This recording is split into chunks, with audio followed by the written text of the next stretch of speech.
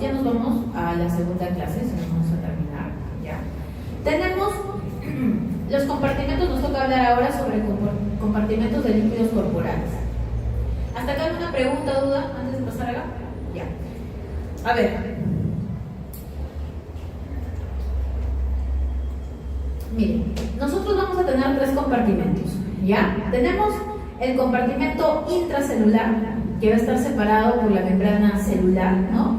Hacia los compartimentos extracelulares. Lo que no pertenece al intra, pertenece al extra. Y lo que pertenece al extra, perdón, va a ser el plasma, que lo voy a plasmar acá, y la parte intersticial que va a estar acá, ¿ya? Entonces, más o menos, chicos, el 60% del peso corporal pertenece al agua corporal total. O sea, de todo su peso de ustedes, 60%, si él es mujer, un poco menos, ¿ya? Del peso corporal total. Ahora, va a depender también de algunos factores. Por ejemplo, ¿no? Una persona anciana va a tener menos cantidad de agua, de líquido en todo su cuerpo que una persona, que un niño, ¿no? Que un recién nacido. El recién nacido tiene hasta el 70-80% de todo su agua corporal total, perteneciendo a su peso, ¿ya? Ahora, en el caso entre los varones y las mujeres, los varones tienden a tener mayor cantidad de agua corporal porque tienen mayor masa magra, lógicamente, justamente porque la masa magra retiene más cantidad de líquido. En cambio, la cantidad de grasa que nosotros tenemos es un poco mayor y eso hace que la grasa no retenga líquido, ¿ya? Lo otro es, por ejemplo, los estados del embarazo, fisiológicos del embarazo. Eso también hace de que una persona pueda tener mayor cantidad de líquido, aumente el gasto cardíaco, por eso en la persona embarazada. Entonces nosotros vamos a tener un balance entre los ingresos y las pérdidas, ¿ya? Tenemos que tener nuestro balance. Ahora, en el caso de si nosotros esa agua corporal total lo clasificamos en los diferentes compartimentos, vamos a tener que el fluido intracelular va a ser el 40%, o sea, la mayor cantidad de este 60%, el 40% pertenece al intracelular, que es más o menos 28 litros de los 42. Y el fluido extracelular va a ser los dos que faltan, ¿verdad? Vamos a tener la parte intersticial y la parte del plasma. Y en la parte intersticial vamos a tener que los 3/4 partes pertenecen al líquido intersticial y solamente la cuarta parte va a pertenecer a la parte plasmática. Estos líquidos no están estáticos, están en pleno movimiento, se encuentran dinámicos, están que se mueven, salen, ingresan, porque hay movimiento también de electrolitos y también se van a ir drenando gracias al sistema linfático, ¿ya? Tenemos también el sinovial, el líquido peritoneal, el líquido pericardial. Estos líquidos, chicos, se van a ir formando de las filtraciones plasmáticas, unos más que otros. O sea, voy a tener más cantidad en un lugar que otro, pero se van a ir formando y es necesario porque me van a ayudar a la lubricación, a la protección, etcétera, ¿ya? Que normalmente son virtuales, no se deberían ver, pero sí se van formando y se van drenando. Aquí tenemos los líquidos de las serosas, ¿verdad? Peritoneal, pericárdico, pleural, el líquido cefalorraquídeo, más o menos 150 mililitros por día, que se va formando. Los líquidos del tracto gastrointestinal, que básicamente son como 6 litros aproximadamente, junto con la bilis, ¿ya? Muy bien, entonces, los compartimentos de los líquidos va a depender también si eres varón o eres mujer, ¿verdad? Hemos dicho que en los varones vamos a tener mayor cantidad de líquido, ¿no? 60% que las mujeres, un 5% le va a ganar, ¿ya? Entonces tomamos como referencia a un varón de 70 kilos aproximadamente y vamos manejando con eso nuestros valores, ¿no?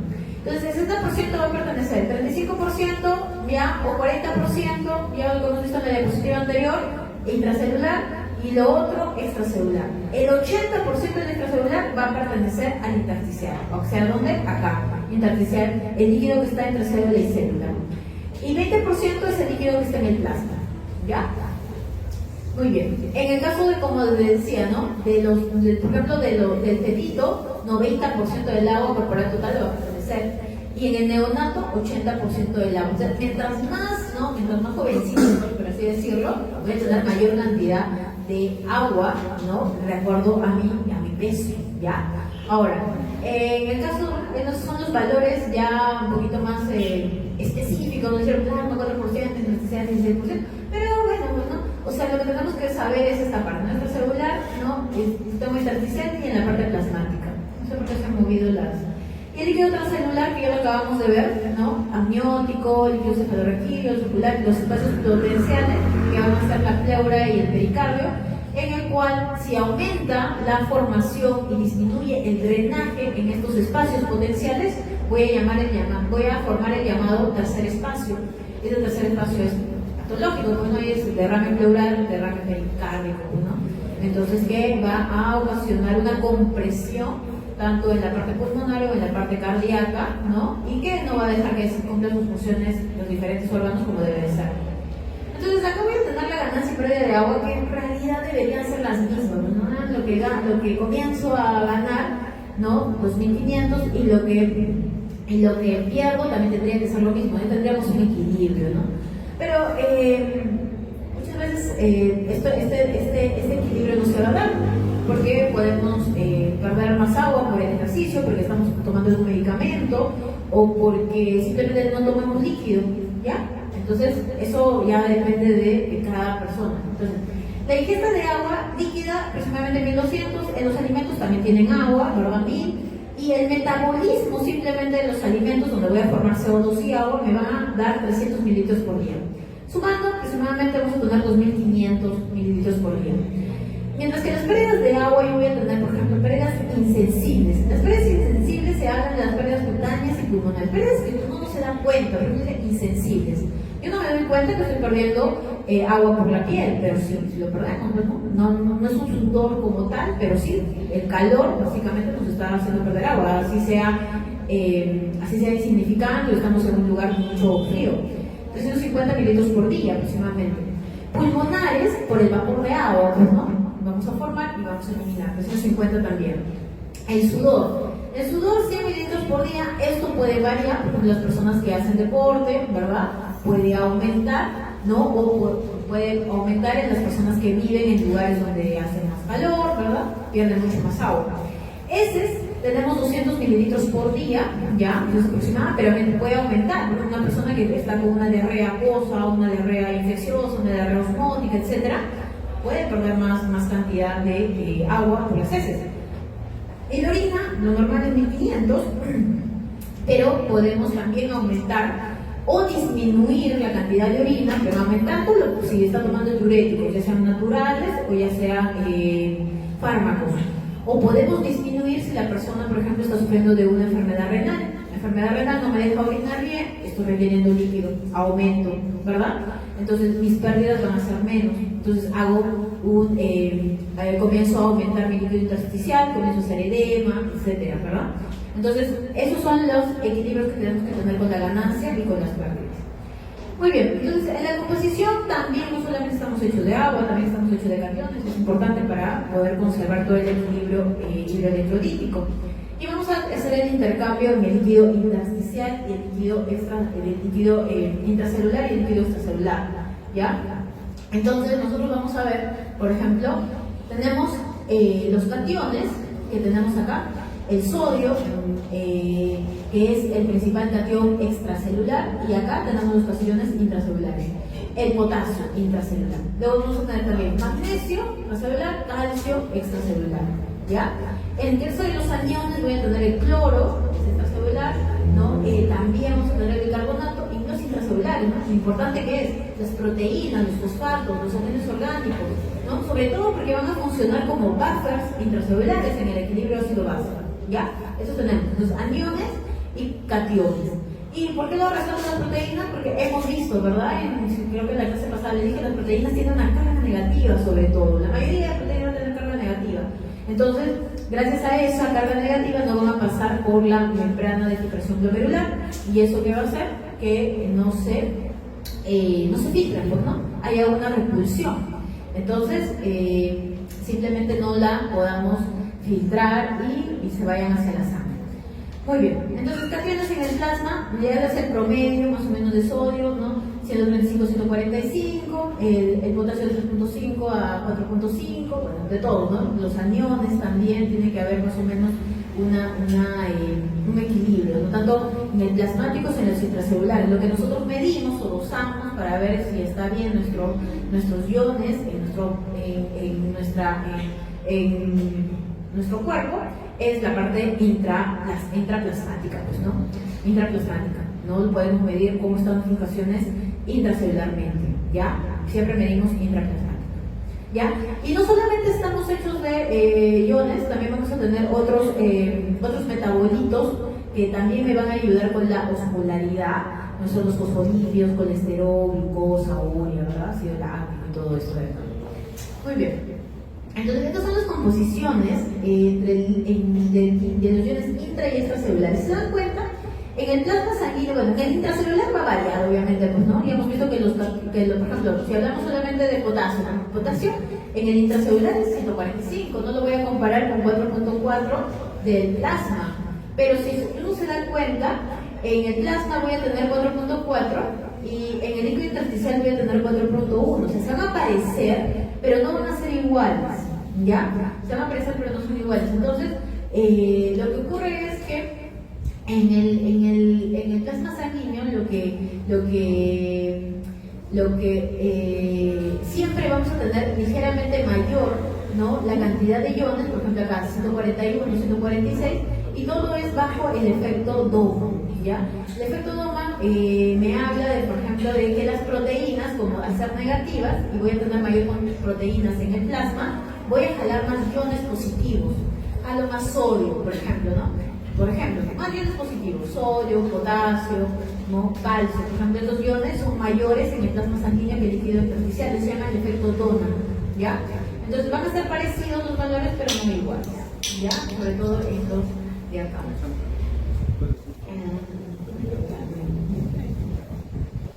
Regulación de los líquidos e intercambio. Esto ya lo han visto ustedes en diferentes ocasiones, ¿verdad?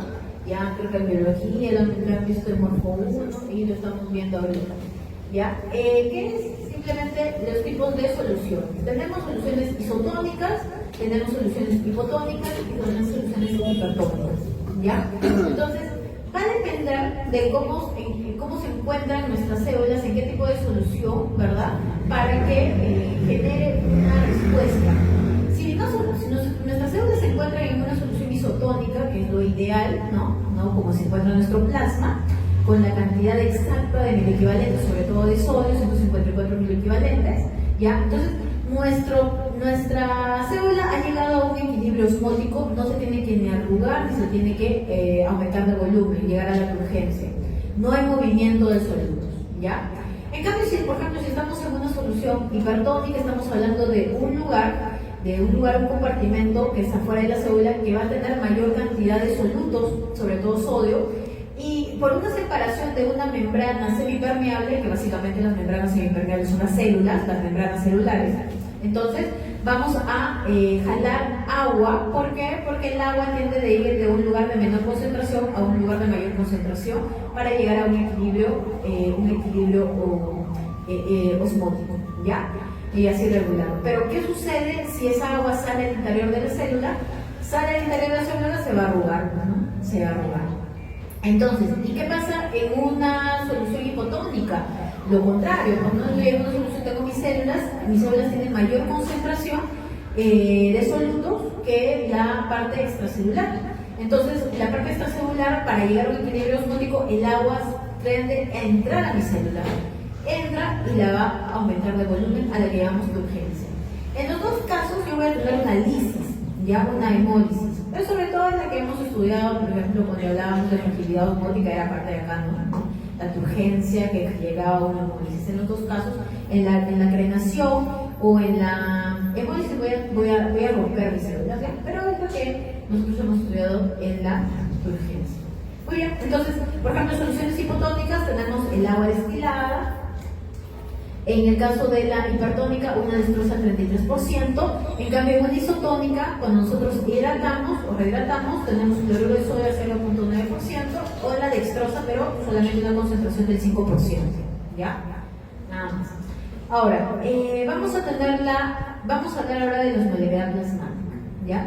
En el caso de la osmolaridad plasmática, tenemos que tener en cuenta algo, ¿no? Es la parte intracelular y la parte extracelular va a estar compuesto por iones, ¿verdad? Sodio, cloro, urea, glucosa. ¿Qué es lo que me va a dar la osmolaridad, vamos a ver que la osmolaridad del líquido extracelular va a ser sodio, más los demás, algunos iones, ¿no? Más la urea, más la glucosa, ¿ya? Más o menos, nuestros valores normales de osmolaridad varían entre los 180 y 190, más o menos, 180 lo vamos a poner acá, más o menos 10 milosmoles por kilo, ¿ya? Eso es lo normal, la osmolaridad que tenemos que manejar. Tenemos fórmulas para ello, porque algunas cosas son más significantes que otras. Por ejemplo, la osmolaridad plasmática va a depender sobre todo del sodio, por eso lo multiplicamos por 2, la glucosa lo dividimos por 18 y el PUN, que es el nitrógeno el sanguíneo ureico, entre 2.8. La que más utilizamos es esta de acá, 2 de sodio, glucosa sobre 18, urea sobre 6, ¿ya? Entonces, ¿de quiénes va a depender sobre todo la osmolaridad plasmática? Del sodio principalmente, la glucosa y la urea, ¿ya? Entonces, cuando nosotros hablamos de una normotonicidad plasmática es porque están entre estos valores, ¿ya? Entonces digo, ya, estoy bien, mi osmolaridad está bien, 270, 290, ¿ya? Mis osmoles están funcionando bien, pero si yo, por ejemplo, coloco una sustancia hipotónica en mi plasma, ¿ya? Yo voy a llevarlo a un desequilibrio y voy a bajar la osmolaridad. Y si lo bajo menor de 270, estoy hablando de una hipotonicidad plasmática. Y si le coloco sustancias hipertónicas, ¿no? Voy a hacer que mi plasma comience a aumentar su osmolaridad, se vuelva mucho más, como decía, viscoso, mucho más espeso, ¿ya? Y comienza a jalar líquido, y eso lo digo cuando está en más de 290 milosmoles por litro. Muy bien, entonces, estas presiones ya lo hemos estado hablando desde la clase pasada, solamente es importante repetir los conceptos, ¿ya? Presión hidrostática capilar es líquido y va a tratar de sacar el agua, ¿verdad? Salida, es una fuerza de salida, ¿ya? Igual acá tenemos la presión oncótica, la presión oncótica es la presión que básicamente va a estar compuesta por la cantidad de proteínas, ¿no? El peso que va a tener en los capilares, y va a tender a jalar el agua, ¿no? Es una fuerza de entrada, ¿ya? Igual acá, la presión hidrostática intersticial trata de sacar el agua del intersticio y la presión oncótica trata de jalar el agua del intersticio. Y como les dije, nosotros vamos a tener un coeficiente de filtración capilar. ¿De qué va a depender este coeficiente? De la superficie de intercambio que vayamos a tener. Por ejemplo, si fuera en el caso del riñón, hablábamos de la cantidad de glomérulos donde se va a surgir el intercambio, y también de las fenestraciones que va a tener, o sea, de los se puede decir de los pequeños agujeritos, ¿no?, de intercambio de iones. Entonces, ahí tenemos que diferenciar, por ejemplo, los capilares continuos, los capilares fenestrados y los capilares sinusoidales, ¿no? Entonces, en los capilares continuos, que es básicamente nuestros capilares de todo nuestro cuerpo, ¿no? La forma en la que nosotros vamos a intercambiar van a estar dadas por unos capilares que va a ser difícil poder penetrar. En el caso de los cuando yo tengo fenestraciones, ahí sí, ¿no? Va a haber sustancias que sí van a poder pasar, porque ya la permeabilidad va a ser mucho mayor. Y en el sinusoidal, que básicamente va a ser en el hígado, en el vaso, es donde tenemos esos ejemplos, ya la superficie donde va a poder pasar las sustancias es mucho más grande. Entonces, esta de acá tiene un coeficiente capilar, filtración capilar mucho mayor que esta de acá. Y esta de acá tiene un coeficiente capilar mucho mayor que la de acá. Entonces va a depender de eso también, ¿ya?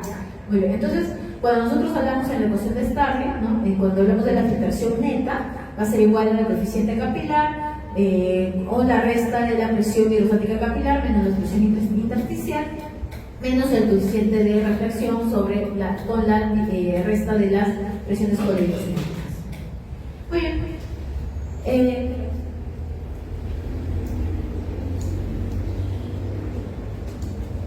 10 minutos de break, ¿está bien? ¿O sigo? Sí. ¿Seguimos? Ya seguimos.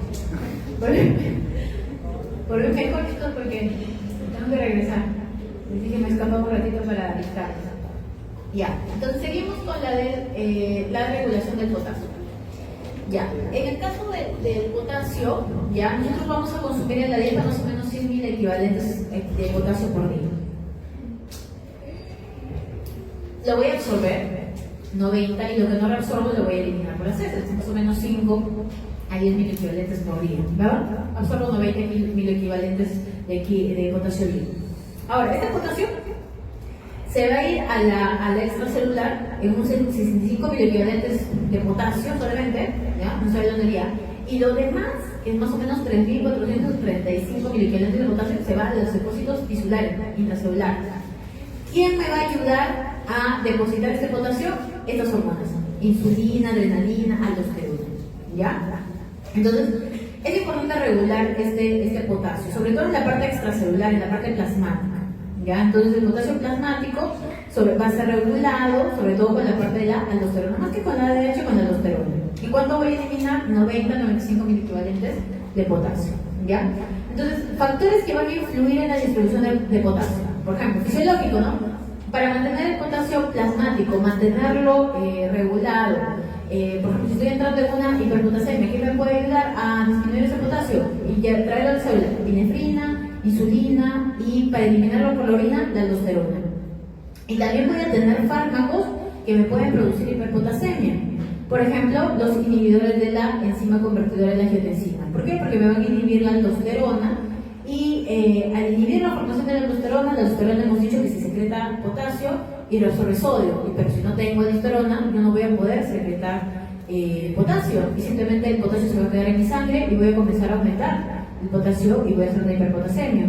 Los diuréticos cerradores de potasio, les comentaba, ¿no?, que tenemos dos tipos, ¿no? Los que me van a inhibir la aldosterona y también los que me van a bloquear la reabsorción de sodio, ¿ya?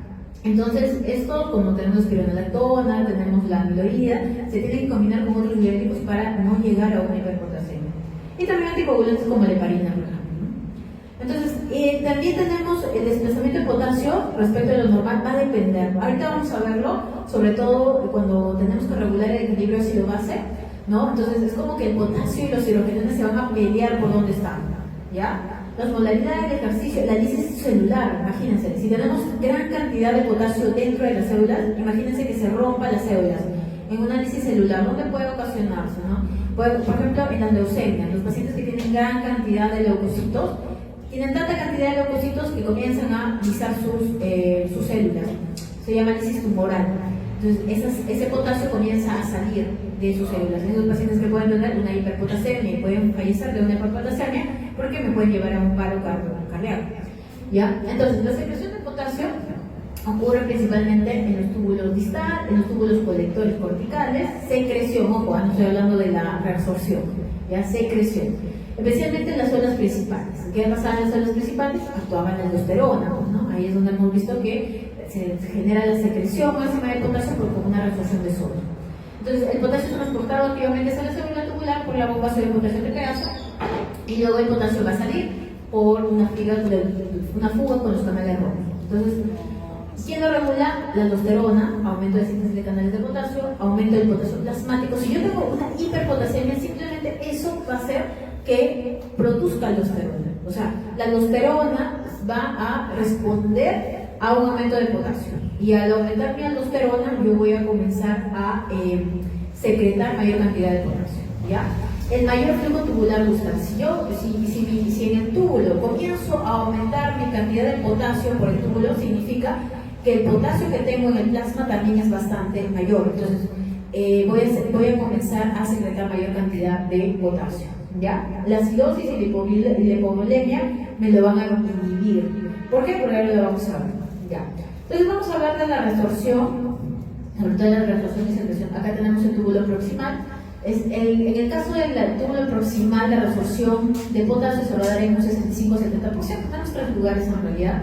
Acá vamos a tener una reabsorción activa y también tenemos una reabsorción pasiva, ¿no? Entonces, ¿cómo lo puedo reabsorber el potasio? Muchas veces el potasio va a entrar junto con el agua. Entonces, ingresa junto con el agua jala muchos electrolitos, no solamente el potasio, va a jalar también cloro, va a jalar calcio, ¿ya? Pero también va a jalar el potasio, ¿ya? Entonces, es un transporte transcelular.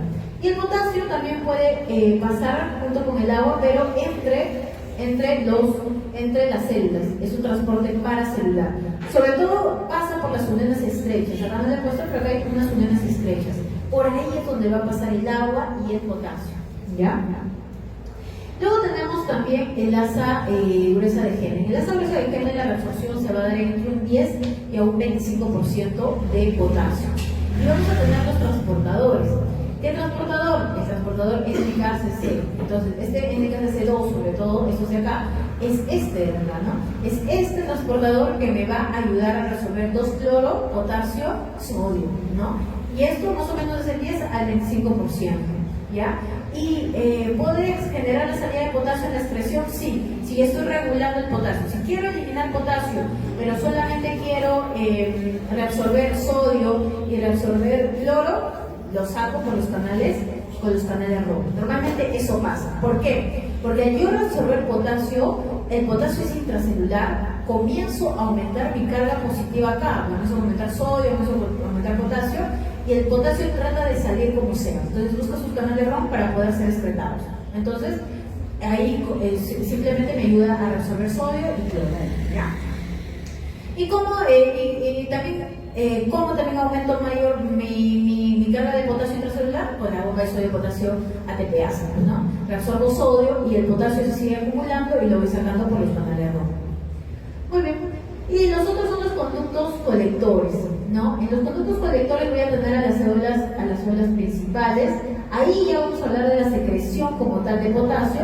Y en la secreción de potasio hemos visto que se da porque la aldosterona estimula la formación de estos canales rojos para que el sodio que se está reabsorbiendo, que se reabsorba en la parte vasolateral con la bomba sodio-potasio ATPasa, este potasio pueda ser eliminado por el urea, ¿ya? Entonces, vamos a tener regulaciones de la expresión del potasio. Primero, las células principales, la aldosterona. Ya hemos hablado mucho de la aldosterona, ¿verdad? Aumenta la aldosterona, aumenta mi secreción de potasio, aumenta mi reabsorción de sodio y listo, pues no, el sodio puede ingresar a la sangre.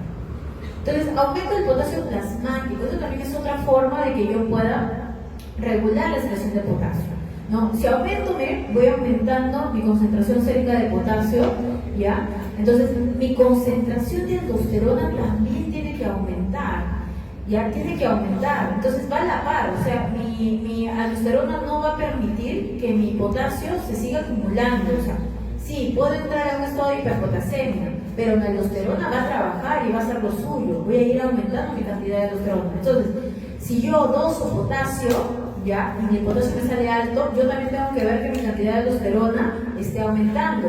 ¿Qué pasaría si yo doso potasio, me sale alto, pero mi aldosterona no está en los valores que yo esperaría? Eso significa que tengo un hipoaldosteronismo, que es lo que está pasando, ¿no? Ahí el problema es que no se está formando la aldosterona necesaria para excretar el potasio, ¿ya? Ese es uno. Entonces, pero si por ejemplo yo doso potasio, mi potasio está elevado, pero doso aldosterona y también está elevado, entonces por ahí no va el problema va por otro lado, porque se está creando tanta cantidad de potasio. La otra es el mayor flujo tubular distal. Esos son los tres reguladores, ¿ya? Y entonces, si yo comienzo a aumentar el flujo, ¿verdad? El flujo distal, entonces, sí, el flujo distal, ya sea de sodio, de potasio, entonces, simplemente el sodio, cuando aumento el flujo, el sodio es lo que más se reabsorbe. Cuando aumento el flujo, eso es por gradiente velocidad, la gradiente sodio-tiempo, que hemos estudiado, que también lo he mencionado en la clase pasada.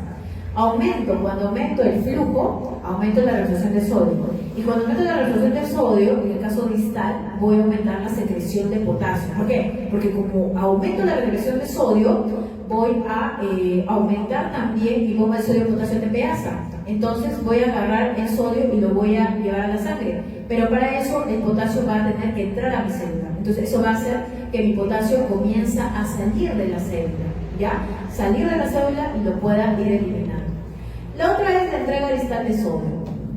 Entonces la entrega distal de sodio, o sea, en el tubo de contorneo distal, como les mencionaba, es bastante parecido al anterior, pero es que cuando yo comienzo a aumentar mi cantidad de sodio, ya acá, por mecanismos de aldosterona o por velocidad, simplemente también lo voy a ir intercambiando con potasio, ¿ya? Porque básicamente va a ser por gradiente, ¿no? Voy a negativizar la parte del lumen, el sodio va a ingresar, y eso va a hacer que el lumen comience a negativizarse, y el sodio, y el potasio, para regular la gradiente electroquímica, comience a salir.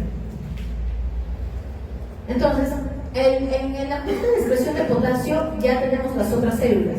Ya hemos hablado de las células principales, que lo que más hace es excretar potasio. Pero tenemos a otras células que también están en los conductos colectores, que son las células intercaladas. Entonces, estas células intercaladas permiten el ajuste fino de la expresión urinaria de potasio, ¿ya? Entonces, ¿qué quiere decir? Que mientras en mis células principales yo voy secretando potasio, en las células intercaladas yo voy reabsorbiendo potasio para que haya un equilibrio, ¿ya? Muy bien, entonces yo voy a tener, ¿no? Voy a tener esto de acá, que es la bomba de potasio hidrogenión ATPase, o hidrogenión potasio ATPase, como le quieran llamar. Es una bomba en la cual yo voy a absorber, voy a reabsorber potasio, pero va a estar implicado, ¿qué cosa? La liberación de un hidrógeno. Y eso justamente les había mencionado en las diapositivas de cuando hablábamos de equilibrio ácido-base, un poquito, que les decía que estas bombas se van a activar cuando tenemos un mecanismo de desequilibrio ácido-base. Entonces, ¿cuándo vamos a tener este desequilibrio? Cuando, por ejemplo, tenemos un aumento de la acidez, o sea, tengo un pH bajo, estoy entrando a una acidosis metabólica o una acidosis respiratoria, cualquier tipo de acidosis. Entonces, mi riñón lo que va a tratar de hacer es eliminar los hidrogeniones activando esta bomba. Pero para eso voy a tener que también hacer que el potasio ingrese, ¿ya? Porque voy a comenzar a eliminar hidrogeniones, es cierto, eso es cierto, pero voy a tener que meter potasio en la célula y el potasio va a ingresar a la sangre. O sea, en este caso yo voy a voy a estar perdiendo hidrógeno, pero también voy a aumentar el potasio. Entonces me va a llevar a una hiperpotasemia, ya esa acidosis metabólica, ¿ya? Entonces lo voy a ir intercambiando para tener mi transporte activo. Necesito mi bomba sodio-potasio ATPase, pero el potasio simplemente en estas células intercalares no se van a ir perdiendo, ¿verdad? En estas células intercalares, a pesar de que el potasio va ingresando en bastante cantidad o en mayor cantidad a la célula, va a tener canales específicos de potasio, los BK, y en donde el potasio va a ir hacia la sangre, ¿no? Ese es el ajuste fino. Ahora, ¿qué sucede? Cuando nosotros estamos en algún tipo de estado de aumento, por ejemplo, plasmática de potasio, y lo que llamamos hipercalemia o hiperpotasemia, hay hormonas que también funcionan como medicamentos, como la epinefrina, por ejemplo, que colocándolos, por ejemplo, se van a unir a sus receptores beta celulares y van a hacer que el potasio que esté en el plasma ingrese a la célula, ¿ya? Van a hacer que el potasio ingrese a la célula. Entonces, me van a regular el potasio plasmático. Entonces, la epinefrina lo que hace es introducir el potasio del plasma hacia la célula. ¿En dónde puedo producir la epinefrina? Básicamente tenemos dos lugares: en la médula suprarrenal, y también en el sistema nervioso simpático. ¿Perdón? El sistema nervioso simpático va a producir su cantidad de adrenalina en cada uno de los órganos, y ya, pues ahí es donde vamos a funcionar. Sobre todo en la médula suprarrenal es la mayor cantidad de adrenalina o epinefrina que nosotros producimos en el cuerpo. Muy bien, la otra hormona importante va a ser la insulina, ¿ya? La insulina es la hormona más importante en la concentración plasmática de potasio. Cuando tenemos hiperpotasemia, también nosotros lo manejamos con insulina, dando insulina endovenoso para meter el potasio, pero en nuestro cuerpo, la parte endógena, de la producción endógena de insulina, lo regula, pues, normalmente, ¿no? Si nosotros estamos aumentando la cantidad de potasio, o sea, porque hemos ingerido mucho potasio en la dieta, cuando aumentamos ya de por sí consumimos algún alimento, la insulina va a aumentar. Y si aumentamos el potasio en la dieta, con mayor razón la insulina va a aumentar, ¿ya? Entonces, al aumentar la cantidad de insulina, lo que hace la insulina es llevar el potasio hacia las células, ¿ya? Entonces es sobre todo por la ingesta. En la ingesta hace que la insulina me ayude a colocar el potasio. Esos conceptos son tan importantes que lo utilizamos como tratamiento, ¿ya? Muy bien. Ahora, el equilibrio ácido-base, ¿cómo va a influir en la captación del potasio? Bueno, pues, ¿no? En la acidosis metabólica, ¿no? ¿Qué es lo que tenemos? Aumento de hidrogenio. Tenemos una baja pH en acidosis metabólica. ¿Pero por qué? Por un aumento de los hidrogeniones. Entonces, ¿qué sucede? Nosotros vamos a tener en la célula dos cositas. Podemos en la célula tener hidrogenio o podemos tener potasio, ¿ya? Pero los dos se pelean. ¿Sí? Dicen, es como si no se quisieran ver. Si el hidrogenio ingresa en la célula, el potasio no quiere estar en la célula y se va, ¿ya? Entonces, cuando el hidrogenio ingresa a la célula, el potasio sale. ¿Por qué ingresaría a la célula el hidrogenio? Porque estamos en una acidosis metabólica. Entonces, los hidrogeniones tienen que salir del plasma. ¿Cómo hacemos? Los metemos a la célula, ¿ya? Para disminuir la cantidad de hidrogeniones en el plasma. Los metemos a la célula, pero el potasio que estaba acá me dice me voy, se va. Entonces, el potasio comienza a aumentar en el plasma. Entonces, la acidosis metabólica hemos visto que produce una hiperpotasemia, ¿ya? Hiperpotasemia. En cambio, la alcalosis metabólica, por otro lado, vamos a tener aumento de potasio, aumento de pH, porque disminuimos la concentración de hidrogeniones. Y eso va a hacer que se dé una disminución de la salida de hidrogeniones en una alcalosis a la célula y va a comenzar la entrada de potasio. ¿Qué quiere decir? Si estoy en una alcalosis metabólica, yo necesito mayor cantidad de hidrogeniones en mi plasma. Entonces comienzo a sacar los hidrogeniones y comienzo a colocar el potasio dentro de la célula, ¿ya? Entonces la alcalosis metabólica lo que me va a producir es una hipocalemia, ¿ya? Es una hipocalemia. Luego vamos a tener los conceptos de regulación de volumen y la osmolaridad. En la regulación, por ejemplo, del volumen vamos a tener el ADH, ¿ya? Es uno de los más importantes, la formación de ADH, ¿no? Y nosotros vamos a ver que tenemos varios estímulos, ¿ya? Por ejemplo, si nosotros tenemos un incremento de la diuresis, estamos tomando algún tipo de diurético, café, por ejemplo, ¿no? Que también es un diurético natural, jugos de algunas frutas, sudamos por ejercicio, estamos en un proceso de una gastroenteritis, no sé, vómitos, diarrea, estamos en deprivación de agua, no sé, ¿no? O incrementa el sodio extracelular. Eso hace que nosotros perdamos agua. Y eso va a hacer que los receptores osmolares lo detecten, ¿no? Detectan esta hipovolemia y comienzan a producir las cantidades de ADH, ¿no? ¿Entiendes? El núcleo paraventricular, sobre todo, también el núcleo supraóptico, ¿no? Acá tenemos los núcleos supraópticos sobre todo, y acá van a producir la ADH, ¿ya? Entonces, ¿quién también me va a estimular, ¿no? Esta producción de ADH? Ejercicio intenso, es lógico, ¿no? Estrés, dolor, náusea, hipertermia, agonistas, colinérgicos, angiotensina 2, hiperlipidina 1, nicotina, ¿no? Estos de acá también producen ADH. Entonces, al estimular estos núcleos, ¿no? Estos núcleos, aquí están. Entonces, el ADH lo que hace es ir hacia los túbulos, hacia el túbulo colector, y aumenta la reabsorción de agua, ¿verdad? En el túbulo contorneado, en el túbulo colector, perdón, cortical. Va a aumentar, ¿no? Va a aumentar la reabsorción de agua y vamos a ver que con eso supuestamente se debería normalizar la pérdida de agua o no deberíamos aumentar tanto la osmolaridad plasmática, ¿ya? Luego tenemos otro tipo también de sensores que van a ser los varoreceptores, ¿ya? Estos varoreceptores nosotros lo vamos a tener, vamos a tenerlos, por ejemplo, en la parte cardíaca cuando perdemos o disminuimos la presión arterial más del 10%. Acá solamente, y eso sí quería comentarles, me estaba olvidando, que acá solamente necesitamos aumentar la osmolaridad plasmática que hemos dicho que está entre 280 más o menos 10, en un 2% nomás, y ya comenzamos a producir ADH, ya comenzamos a generar toda esta respuesta. En cambio, ¿no? En cambio, para activar los varoreceptores, ¿ya? Yo voy a necesitar un descenso del 5 al 10% de la volemia o de la presión arterial, o sea, necesita mucho más cantidad de pérdida de líquido para poder ser activados, ¿ya? Más que los osmoreceptores, que son más sensibles, no son más sensibles. Entonces, estos varoreceptores van a comenzar a viajar por el nervio glosofaringeo, van a comenzar por el nervio vago y también van a activar la formación de ADH, ¿ya? De ADH, ¿ya?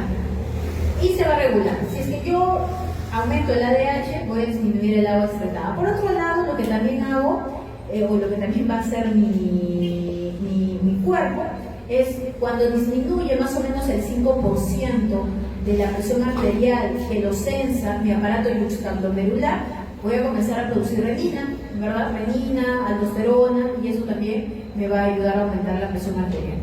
Pero cuando yo ya tengo una disminución del agua excretada, yo ya comienzo a tratar de mantener mi osmolaridad y va a inhibir, pues, ¿no? ¿Qué va a inhibir? Como una retroalimentación negativa, va a inhibir nuevamente a la formación de más ADH. Entonces, el control de la secreción de ADH. Para yo incrementar la ADH, tengo que aumentar la osmolaridad plasmática, disminuyo el volumen sanguíneo, disminuyo la presión sanguínea, todo eso me incrementa la ADH. Como hemos dicho, la osmolaridad plasmática es el principal regulador, ¿no? Es el que me va a ayudar va a ser más sensible. Después tenemos la náusea, las hipoxias, bueno, algunas drogas que también me van a incrementar como la morfina, nicotina, bueno. Y el descenso va a ser al revés, pues, chicos, ¿no? El descenso de la ADH es cuando yo no necesito ahorrar agua, ¿no? Cuando disminuye la osmolaridad plasmática, cuando aumento el volumen de sangre, aumento la presión de sangre, ¿ya? Entonces, la regulación de ADH, vamos a tener el control por osmoreceptores y el control por barroreceptores, ¿ya? Entonces, el control por osmoreceptores es cuando yo aumento mi osmolaridad y comienzo a aumentar la cantidad de ADH, ¿no? Estamos en 280, estamos llegando a 290 y ya comienza a aumentar mi ADH, ese es un punto de ajuste, ¿ya? Entonces, el punto de ajuste es distinto en cada persona, ¿no? Oscila entre 280 a 295, eso también tenemos que tenerlo en cuenta. Y en el caso de los barroreceptores, tenemos barroreceptores para la formación de ADH, tenemos receptores de alta presión, por ejemplo el seno carotidio, y también vamos a tener receptores de baja presión, ¿no? Entonces los receptores de baja presión responden a la volemia, a la disminución de la volemia, y los de alta presión responden a la disminución de la presión arterial, ¿ya? Entonces los receptores de alta presión, como los de baja presión, me van a estimular la secreción de ADH, ¿no? ¿Para qué? Vaya al riñón y en la reducción de agua. Entonces, los cambios de la volemia con la presión arterial, veamos acá, vamos cambiando la volemia, 20, 10, 0, vamos con el menos 10%, ya estamos disminuyendo mucho la volemia, la presión, entonces la ADH recién acá comienza a aumentar, ¿no? Acá necesitamos más o menos de 10% para poder generar una respuesta en base a la presión arterial para el aumento del ADH, ¿ya? Luego vamos a tener la regulación del volumen y de la osmolaridad, ¿no? Entonces, tenemos la función de la sed es en el control de la osmolaridad y concentración de sodio líquido intracelular. ¿Qué quiere decir? La sed es importante, ¿no? Entonces, ¿por qué? Porque nosotros vamos a ver que existen los núcleos para que se pueda producir la ADH. Ya. Ahora, la osmolaridad del suero, o sea, del plasma, y el volumen sanguíneo van a disminuir y eso aumenta la secreción de ADH. Pero también, ¿no? Al estimular los hormoreceptores, me van a generar un deseo, ¿no? Y el centro de la sed va a ser estimulado para que comience nuestra ingesta de agua. Ingesta de agua más una secreción de ADH, yo voy a comenzar a aumentar mi cantidad de líquido intraplasmático, y eso aumenta mi volumen de agua extracelular. Entonces, voy a tener factores que me van a incrementar la sed y factores que me la van a disminuir, ¿no? Entonces tenemos, por ejemplo, el aumento de la osmolaridad plasmática. Todo lo que hace que aumente la ADH también hace que aumente la sed. Disminución del volumen de la sangre, disminución de la presión sanguínea, aumento de la angiotensina 2, ¿ya? Entonces, nosotros vamos a tener también nuestro umbral del beber, ¿no? Por ejemplo, cuando el sodio plasmático aumenta más de 2 milivoltios por litro de lo normal, vamos a tener nuestro umbral en el cual nosotros vamos a sentir ese deseo de tomar líquido, ¿ya? Entonces acá vamos a tener nuestro umbral osmótico para el ADH, acá tenemos nuestro umbral osmótico para la sed, es un poco mayor. Si es que no lo puede manejar la ADH, ya la sed, por ejemplo, aumenta más o menos, ya va aumentando más nuestra osmolaridad, tenemos que tomar líquido, ¿ya? Entonces, y vamos viendo que el volumen urinario, ¿verdad? El volumen urinario va disminuyendo, pues, ¿no? El volumen urinario, mientras vamos aumentando la osmolaridad, va a ir disminuyendo, ¿ya? Ahora, tenemos un estímulo digestivo también, que es la sequedad de la boca. Al secarnos la boca también es un estímulo para incrementar la sed, ¿ya? Y esto va hacia el centro de la sed, hacia la región anterolateral del núcleo, de los núcleos preópticos hipotalámicos. Ahí van a estar los centros de la sed, el centro de la sed, ¿ya? Y simplemente cuando nosotros disminuimos o generamos una distensión gástrica por el agua que tomamos, se genera una inhibición. Porque imagínense que no haya una inhibición de la sed, no se podría dar, ¿verdad? Tenemos que parar de tomar agua. Entonces, ¿cómo se para? Con una distensión gástrica. Muy bien, y ahora el sistema renina-angiotensina-aldosterona, nosotros vamos a ver que se va a activar porque hay una disminución del volumen, una disminución de la presión arterial, y eso va a traer como consecuencia una disminución del volumen. No solamente perdemos agua, sino también perdemos sodio, por eso disminuye la carga tubular de sodio. Entonces vamos a tener acá nuestro aparato yuxtaglomerular, que va a estar conformado por células de la arteriola aferente, la mácula densa, que va a ser células especializadas del túbulo contorneo distal, y las células yuxtamedulares, que son células que están en la parte mesangial, ¿ya? Entonces, perdón, aquí está la arteriola aferente, aquí están, ¿no? Células de la arteriola aferente, ¿ya? Entonces, estas células van cambiando, el músculo liso de la arteriola aferente va cambiando para volverse unos sensores, son células especializadas. Acá igual, acá tenemos la mácula densa, acá tenemos la arteriola aferente, y estas células que han cambiado, ¿verdad? Este cambio de forma que tienen las células yuxtaglomerulares, ¿ya?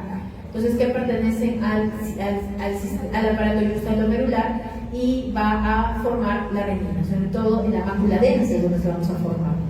Muy bien, entonces la renina se va a producir en ese aparato yuxtaglomerular. La renina es una hormona y es una enzima, en la cual va a viajar por la sangre, y el angiotensinógeno se va a formar en el hígado. ¿Por qué se forma el angiotensinógeno? Porque también en el hígado tenemos receptores de disminución de presión, ¿ya? Disminución de sodio, y eso va a hacer que el hígado también forme angiotensinógeno, no es por nada que produce.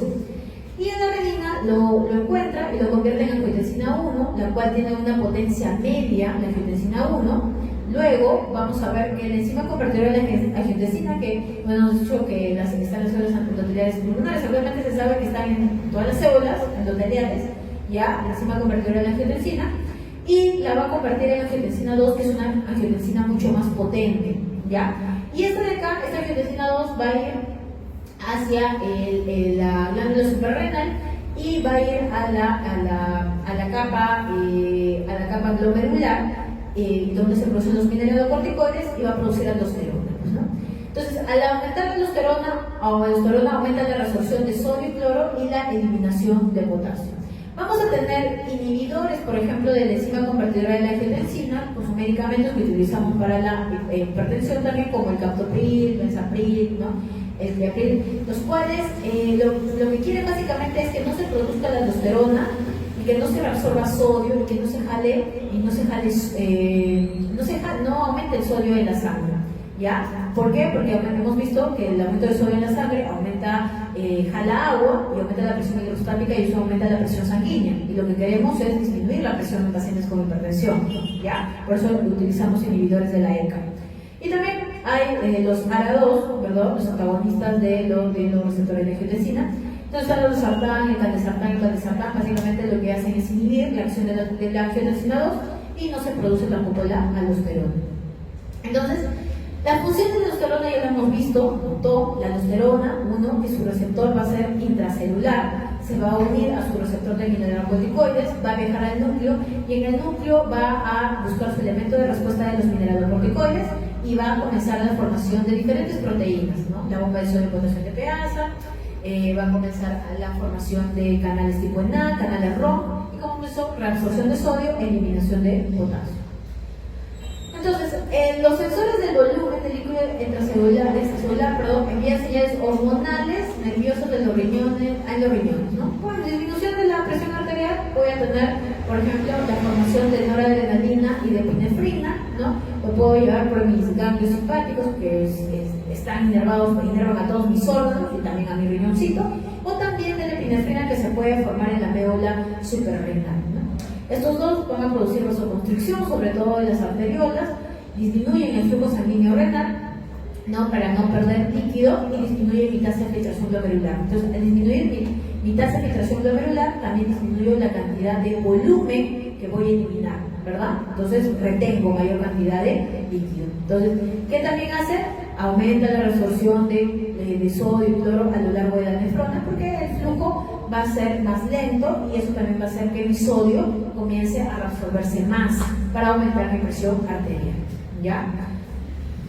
Y aumenta de que la secreción de la arteria deferente de renina, ¿no? Para activar mi sistema renina-angiotensina aldosterona.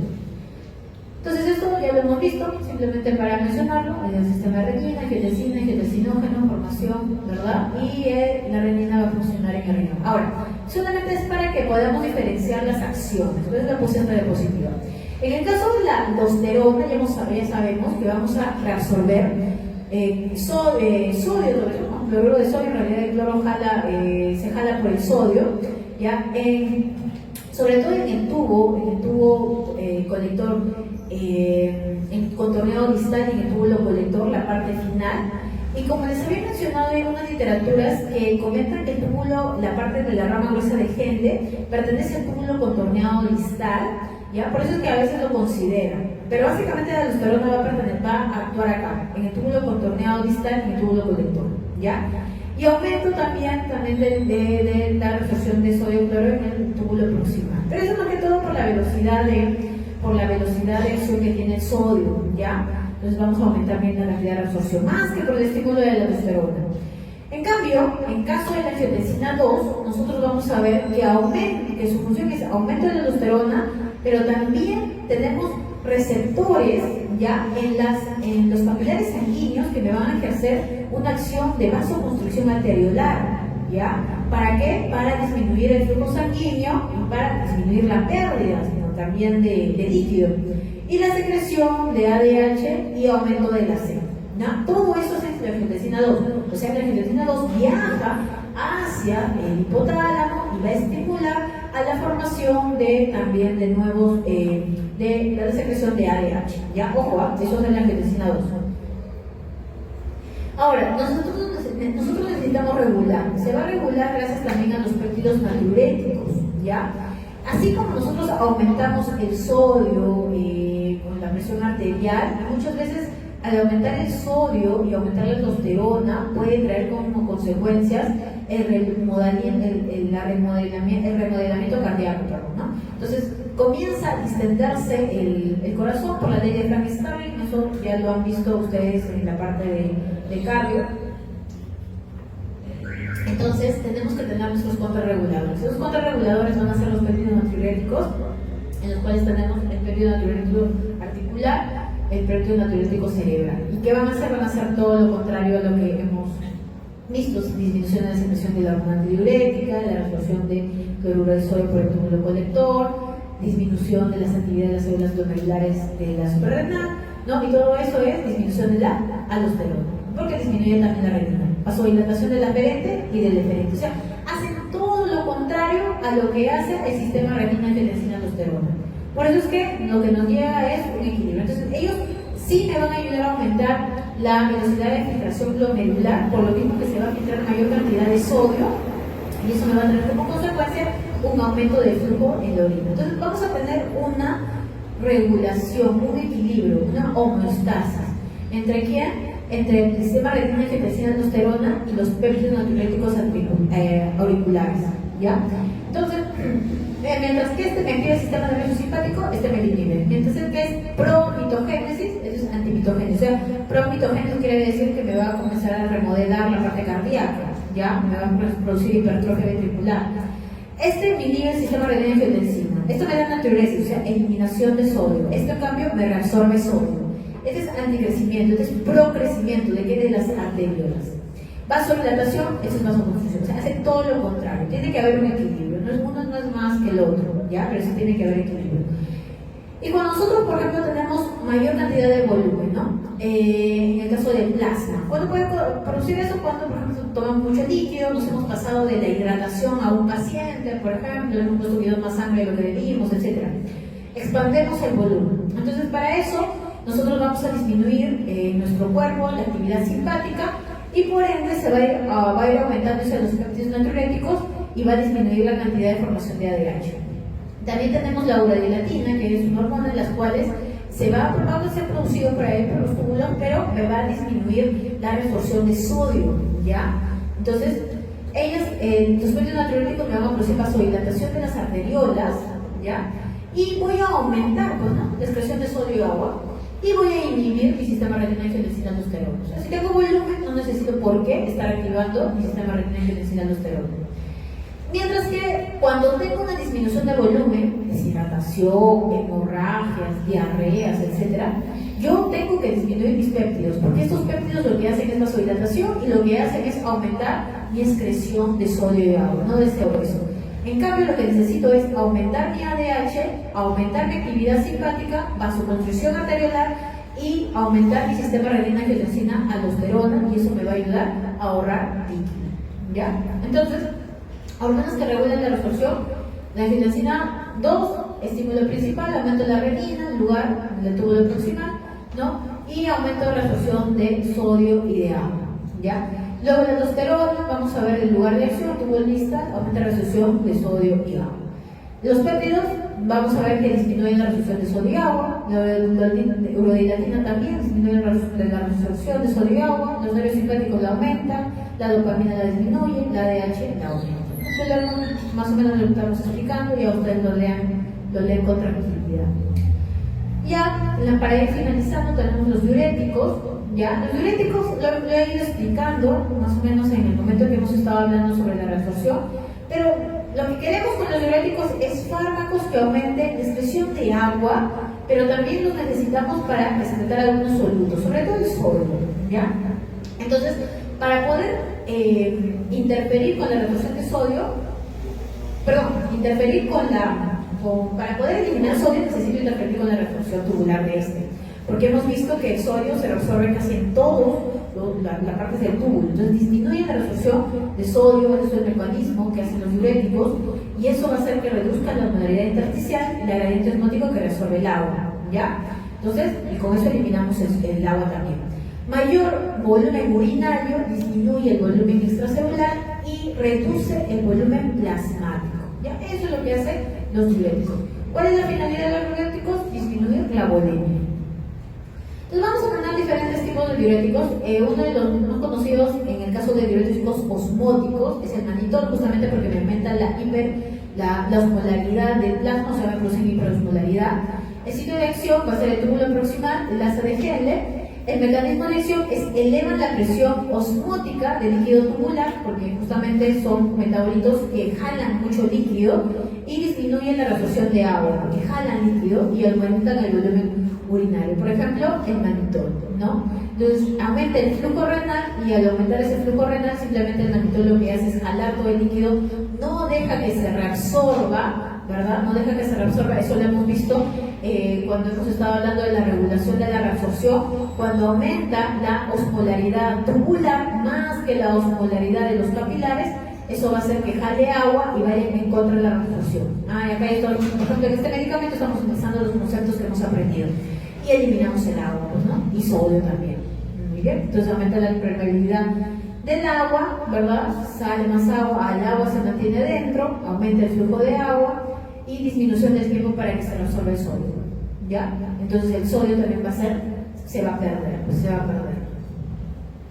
Entonces acá la clasificación de diuréticos según el sitio de acción, vamos a tener, acá tenemos el glomérulo, acá tenemos el túbulo contorneado proximal, acá van a funcionar los inhibidores de la anhidrasa carbónica, ¿ya? Entonces ahí vamos a disminuir la producción del bicarbonato.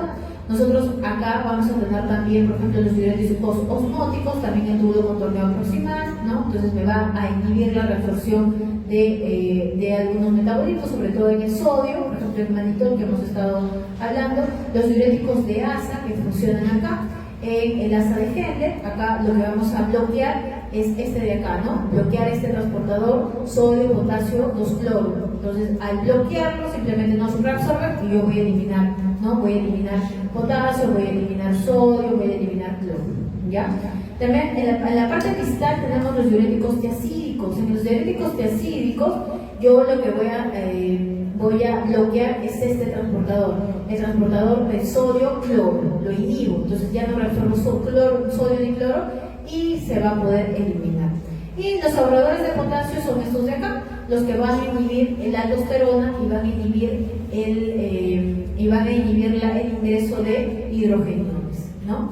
Entonces, al inhibir la aldosterona, inhibo el que se pueda reabsorber potasio, ¿no? El que se secrete potasio, el que se pueda secretar potasio, y comienzo a aumentar el potasio en la sangre, ¿ya? Entonces, estos son básicamente todos los diuréticos y las acciones que pueden tener. Entonces, diuréticos, acá están descritos los ejemplos, ya para que ustedes lo puedan leer, el sitio de acción en donde van a actuar, los ejemplos que tenemos, los más conocidos, los que utilizamos también en los hospitales, y cuál es su mecanismo de acción, que es lo que les acabo de explicar, ¿ya?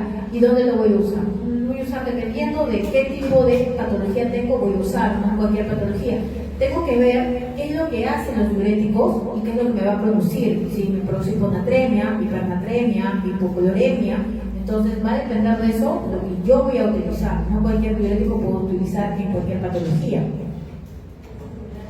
Y la diálisis, ¿ya? En el caso de la diálisis es un procedimiento de depuración extracorpórea.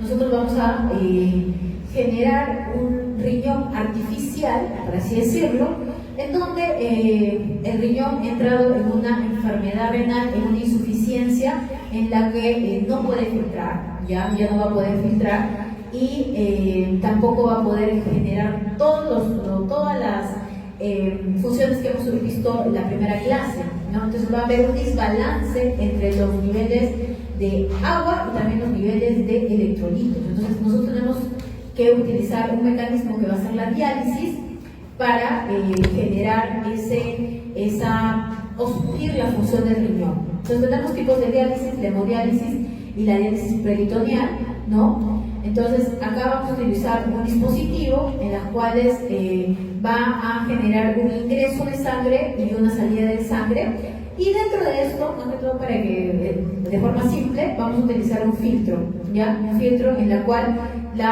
vamos a colocar una solución por los mecanismos de perosmodalidad, de ósmosis. Vamos a ver que ingresa acá la solución y hace que la sangre que está contaminada, ¿verdad?, por urea, por todos los metabolitos, pueda salir, pueda drenarse, ¿ya? Y eso es lo que vamos a eliminar. Entonces, tenemos varios tipos de diálisis. Vamos a tener, por ejemplo, la diálisis peritoneal, ¿no? Y la hemodiálisis, ¿no? Esa diálisis peritoneal que utilizamos con un dispositivo en el peritoneo, se puede hacer manual o automatizada, sacar agua, depende también de la cantidad de glucosa, que es la solución que se tiene en el líquido peritoneal, ¿ya? En la hemodiálisis, vamos a tener, también necesitamos sacar el líquido, pero acá vamos a depender de los ajustes que se coloquen en una máquina, ¿ya?